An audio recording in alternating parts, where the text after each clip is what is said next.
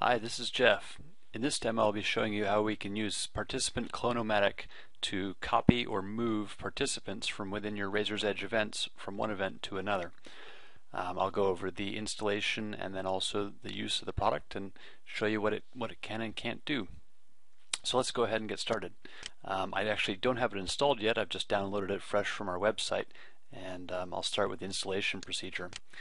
First thing you want to do is open up your plugins folder underneath the Razor's Edge. Then you just open up your zip file and simply drag the two files inside into your plugins folder. And that's it. You're now installed. So let's go ahead and jump into the Razor's Edge. If you're watching this demo, you're probably pretty familiar with the events module, so I don't have to go into that in too much depth. So let's go ahead and jump into our plugin. Here it is, the Participant Clone-O-Matic. And of course we have to agree to the license agreement. Read it very carefully. Okay, we'll accept it. Okay, very simple interface here. We have to choose whether to copy or move our participants, and of course we have to specify where we're going to copy them from and to. So let's go ahead and pick one to move some from. I'm going to start with the playground grand opening, and let's also pick a to. I want to copy people to our spring auction event.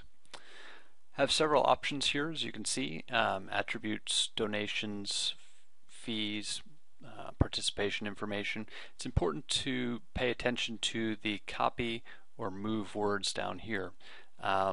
Whether you're copying or moving a participant, you can always copy the attributes or copy the benefits, but the donations, if you have a donation linked to the event, you're actually going to be moving the donation from the source event to the destination event.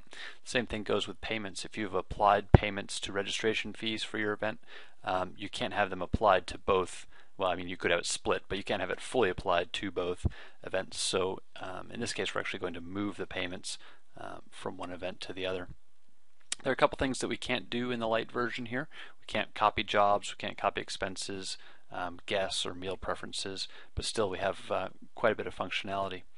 Also, we can update the fees to match the destination defaults. So if our fees in the destination are different than they were, if the amounts of the fees were different, we can actually adjust them to match the event that they're copying or moving into.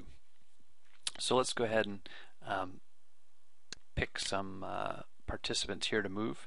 So I'll pick David here, and then if you want to, you can actually shift click and it'll select a range for you.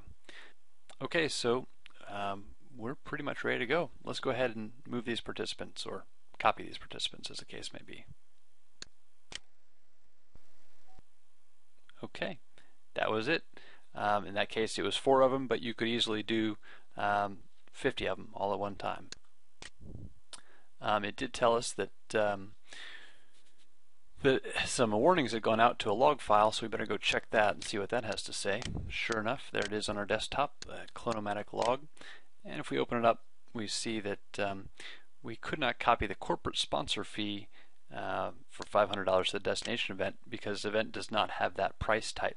So if you're copying your fees, obviously from one event to another, and that event doesn't have those fees defined, the destination event doesn't have them defined, it can't create those fees on that event. So it's going to warn you and let you know in the log file. So let's go ahead and look at those event registrations for David.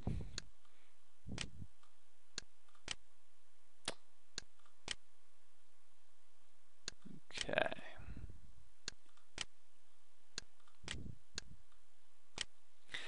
So this is the event that he had before, the playground grand opening, and we can see his information, solicitor participation, etc. Travel fields, he's staying in the dorms, he's arriving by bus, leaving by airline. Registration fees, he has individual and corporate sponsorship. He did have a gift link to this, and we'll see that in the destination event. Also, he has some benefits, a free ticket, a golfing cap, some information to go along with those. on the participation tab. He's a speaker at our event. His topic is time management, and the time is say 5ish or so. Bunch of other details in here. One thing to note is that Clone-O-Matic Lite will not move any job assignments over for you. So if you have any of those, you'll need to do those manually. Also, we don't have any donations in here, but we did have a donation, and again, we'll see that when we get to the new event that we just created, the new event participation record that we just created. And finally, some attribute values. So he's extra large shirt size, and he's a vegan. Great, let's go see his new participant record. Here we are, the spring auction. All the same information. So we've copied over all these values from the previous event. Travel, so he's staying in the dorms, arriving by bus, leaving by airline. Registration fees. Now remember, we had in the log file the corporate sponsorship. This event, the auction, doesn't have that registration fee defined on it. So you can't add a registration fee that isn't on the event itself. Down here we see gifts, so we've actually moved the application of that gift from the source event to this event. We can see there it is. Let's go to participants. All our participant information again. No job information though. Also expenses do not come over in the Lite version. With donations, so here's the donation that was on the old event and now it's here on the new one. And also attributes, we see that shirt size and his eating preferences. So that's it. I think if you've taken a lot of time moving participants or copying participants from one event to another, you can see how this could be a big help. This version is in beta right now. We'd very much like to hear your feedback, and if you have some ideas for us, please let us know. Thank you.